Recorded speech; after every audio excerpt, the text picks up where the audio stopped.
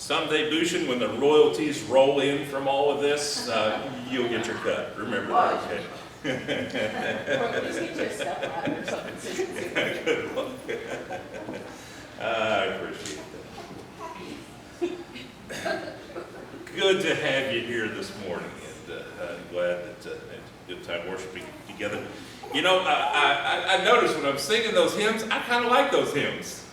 It's kind of nice when you get to pick them out, right? But, those are some real good ones. Enjoy. We're in Genesis. And you're lucky because I took the graduates through the whole book of Genesis, I think, for graduation. We're just gonna look at a little piece of it this morning here in Genesis. Really, chapter 39 and 40. We'll back up and hit a little of 37 there and all, but it's a good message for a land that needs some hope and some encouragement.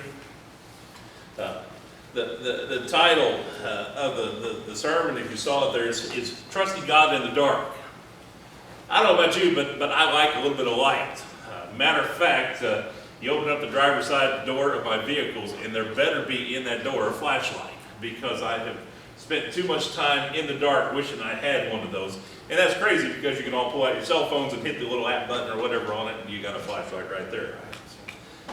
I don't like the darkness where you can't see, when you're unable to know what's there. Was it Mark Lowry? He said, you know, what are toes for? Is for finding furniture in the dark, right? You're probably familiar with that. But sometimes in life we face those dark times and those dark days. How do you deal with them? Are you able to trust God in those dark times? Are you able to trust God in the dark? We live in a world that's gone through the last few months here, and it seems many doors have closed. We've had heartbreaks and disappointments. We've seen things from our nation that we hoped we would not ever see. We've made decisions that should not have been made. And it seems so ugly sometimes, and a closed door can feel so permanent, so final. But I want to look at Joseph's life here and see just a piece here, some years, and what Joseph did is, as it seemed doors were slammed in his face. The struggles that he faced. Really, the first occurrence that you find things just really going rottenly wrong for a man like Joseph. You know his dreams, you know the visions that he had, and you find that you look in Joseph's dreams in chapter 37. I want to pick up though where he really gets into trouble there as the brothers have had enough of him.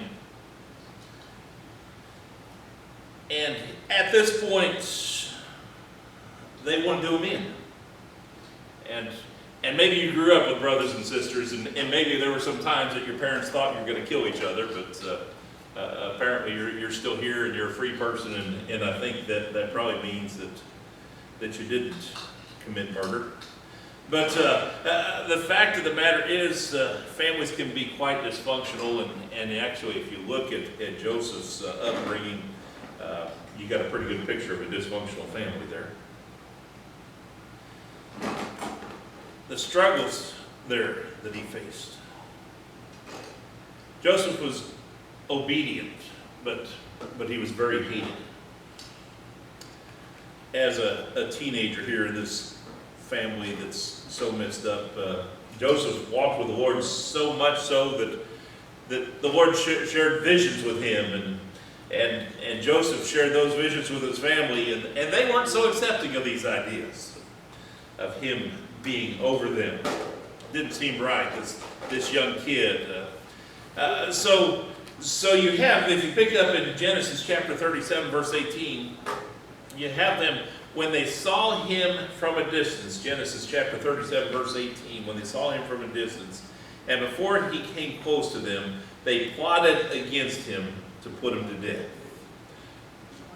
Verse 19, they said to one another, "Here comes this dreamer. Now then, come, let us kill him and throw him into one of these pits. And then we will say, if wild beasts has devoured him, let us see what will become of his dreams." Then in the next verse, you have Reuben sticking up for him. Let's not take his life, shed no blood. Let's throw him into the pits. And you got a little side note there that says he's going to come back and rescue him later.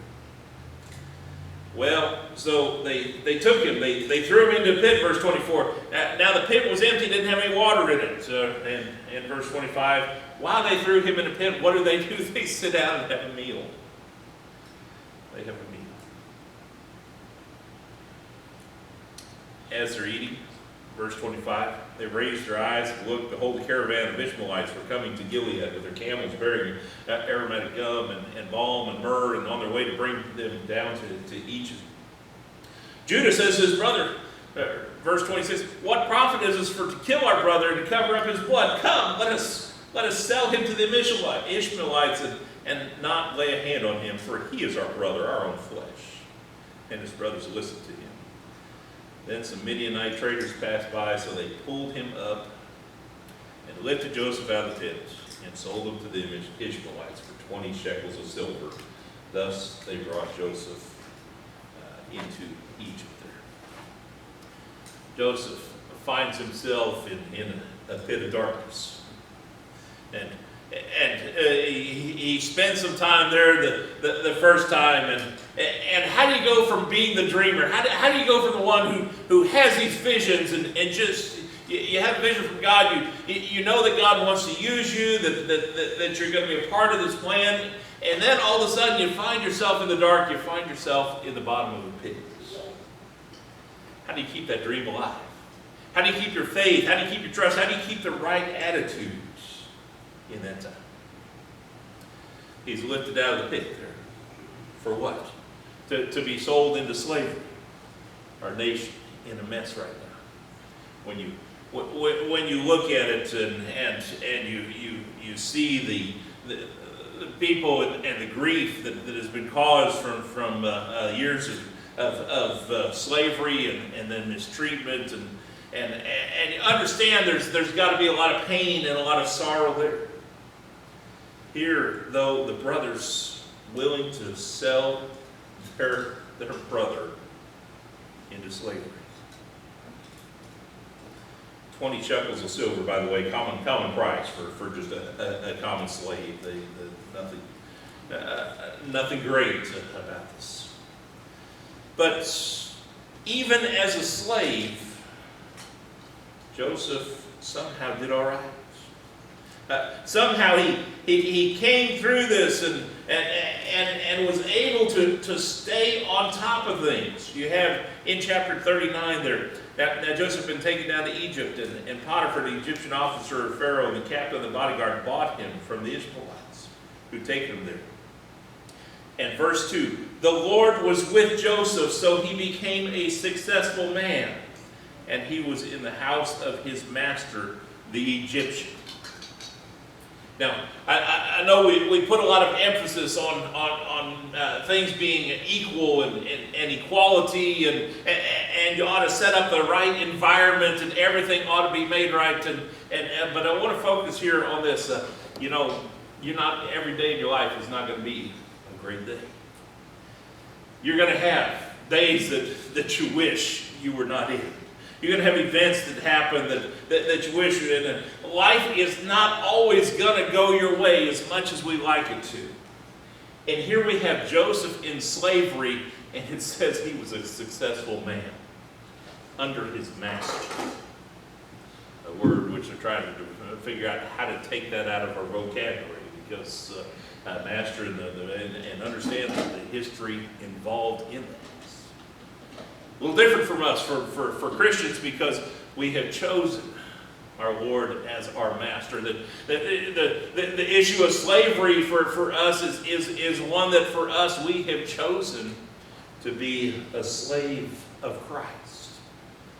And for us, it involves the idea of servant. We don't know the extremes of what that. We really don't understand that.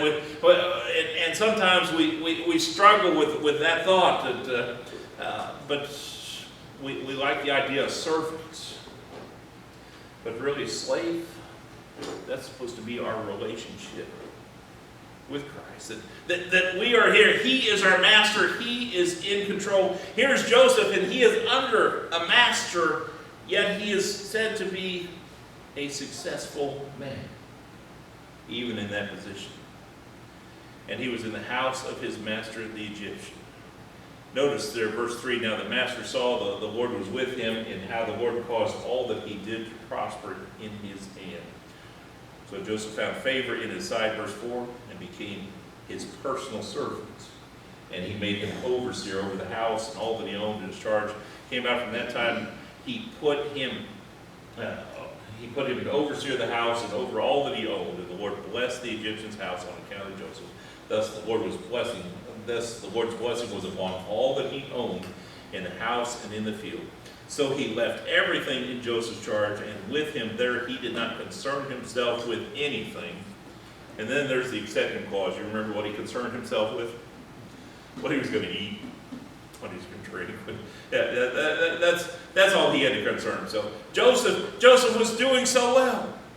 And all was good, and even though he'd been kicked out of his family, literally, sold into slavery, he continued to be faithful, to have the right attitude, to do his best, and to trust in the Lord. And the Lord was blessing him in spite of the circumstances that he was in, or even in those circumstances. Joseph, though, we find out here, he's a good-looking man in verses 6 and 7. And it seems Potiphar's wife thought he was really good-looking, and so she plots to do evil.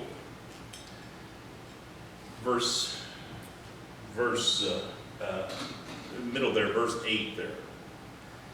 After she makes a pass for him, Joseph says he refused.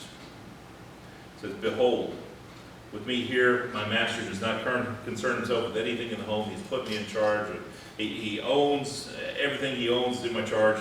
There's no one greater in the house than I, and he has withheld nothing from me except you. How then could I do this great evil and sin against God? So Joseph, day after day, he says, doesn't listen to her, and he's not going there. Finally, she sets it up so they're in the home alone, and she grabs hold of him, and she insists, lie with me, and what does he do? He runs away with his garment in her hand, and she's clutching it. Yeah. What happens then? Well, she's a pretty shrewd individual. She holds that up and says, Look, see this man, see what he's trying to do? I have his garment as evidence.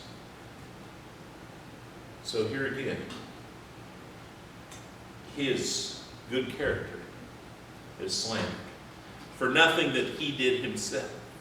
His godly character, when he did everything right, here he's accused of doing evil, and he ends up being thrown into prison. Even though he made the right choices, and he did what he should. Verses 13 through 20 there shows her working in this, and she comes up with the story, verse 15, when he heard that I raised my voice and screamed, he left his garment here beside me. Joseph's master, here's these words, verse 19, chapter 39, verse 19. Now when his master heard these words, his wife which spoke to him, saying, this is what your slave did to me, his anger burned. So Joseph's master took him, put him into jail, the place where the king's prisoners were confined, and there he was in jail. But listen, verse 21, but the Lord was with Joseph and extended kindness to him and gave him favor in the sight of the chief jailer. You know, when you keep having a bad day, what is your attitude like? I don't think the chief jailer would like me very much if I'd gone through that. I don't think I'd have the right attitude. I don't even know how I'd want to try. But somehow Joseph kept his trust in God continued to serve faithfully. You know, the hardest times in life to be the person you need to be are the times when it's most important. When you're facing the struggles, when you're going through it, when life is putting all this pressure upon you, when everything has gone wrong, when people are mistreating you, how do you respond? Joseph's doing pretty good here. When I think of other people and their response and being mistreated, I can't help but think of our Lord Jesus Christ as he's being crucified. And he looks down at the ones who he gambled over his clothes. He looks down at the ones who put him on the cross, and he says, Father, forgive them, for they know not what they do.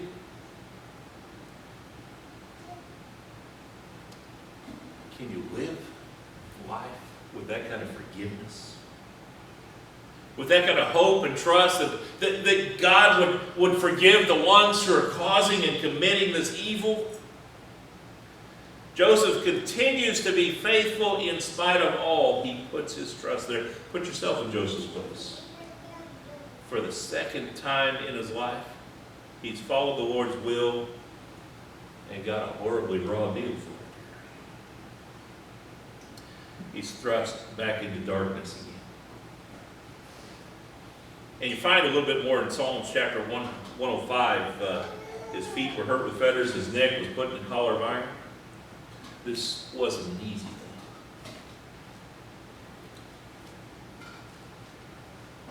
When your mind screams of the unfairness of it all, how do you respond? See, we have a nation today in crisis because of the unfairness and how we've been mistreated. Our Lord did not respond in like kind in that fairness. Joseph here did not respond out of the unfairness. He trusted in God through all of it. He remained strong. And somehow I believe he kept that vision alive, the vision that the Lord had given him through all this, through being sold into slavery, through his imprisonments. And then the light begins to dawn. Joseph is in prison here. The Lord is with him. He's favored. The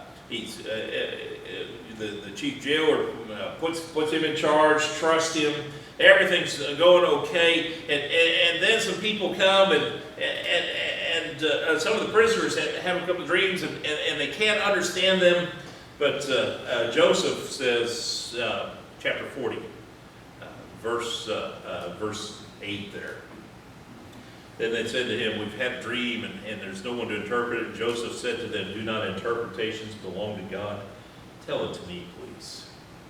What got Joseph to this point? Wasn't it his dreams with his brothers? He knew about dreams and he knew he knew the importance of them, and he knew that God had an interpretation for them. And so he hears dreams, he listens to them, and he responds to them. Of course, you remember the cupbearer, he's all's well, has been raised up. Then you have the chief baker, things are not going to go well with him. But he tells him, remember me.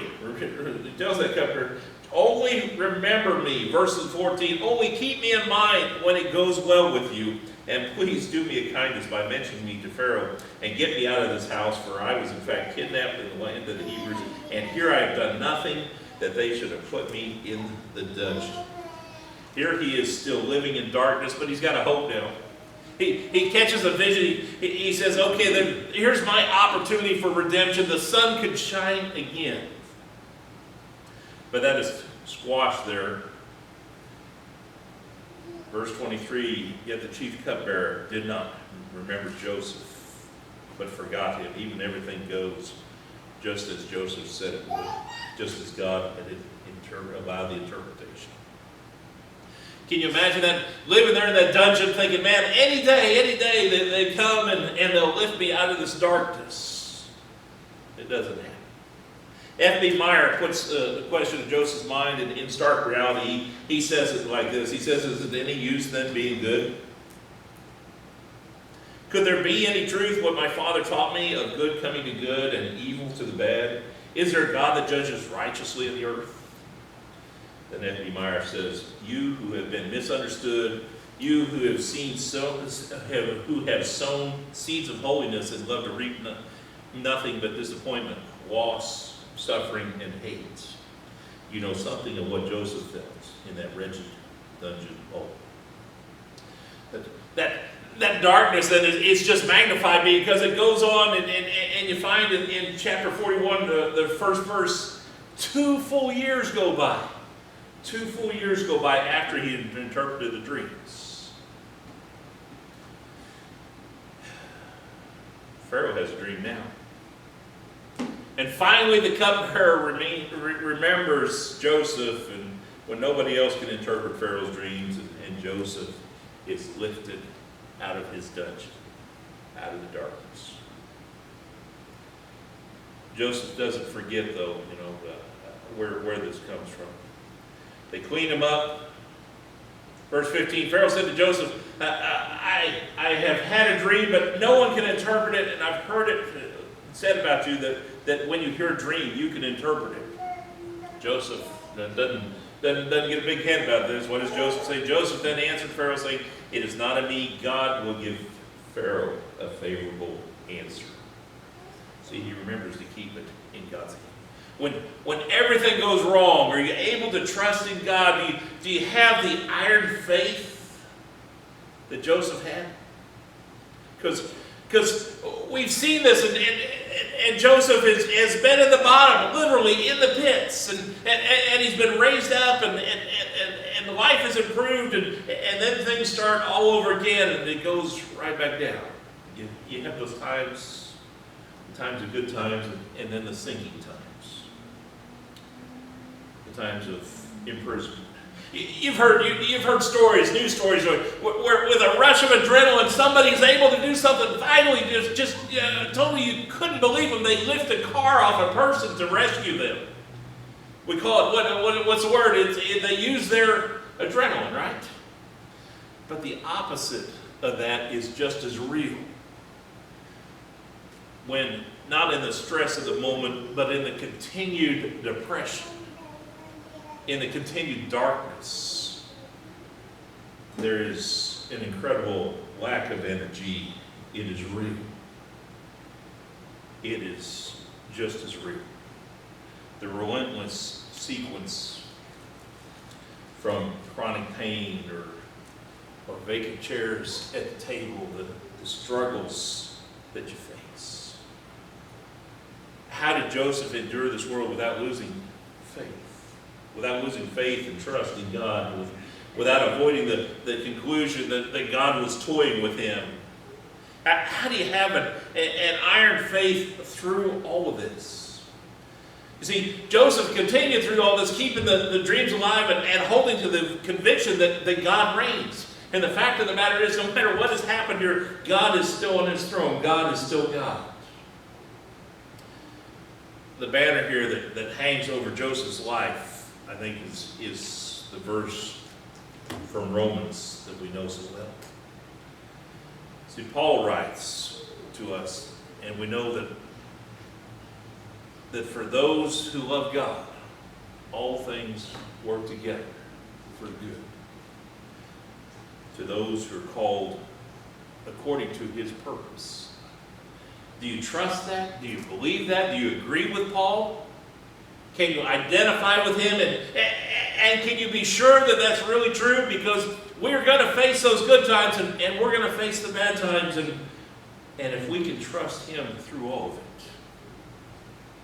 we can have a faith like Joseph, a strong faith, an unending faith, an iron faith.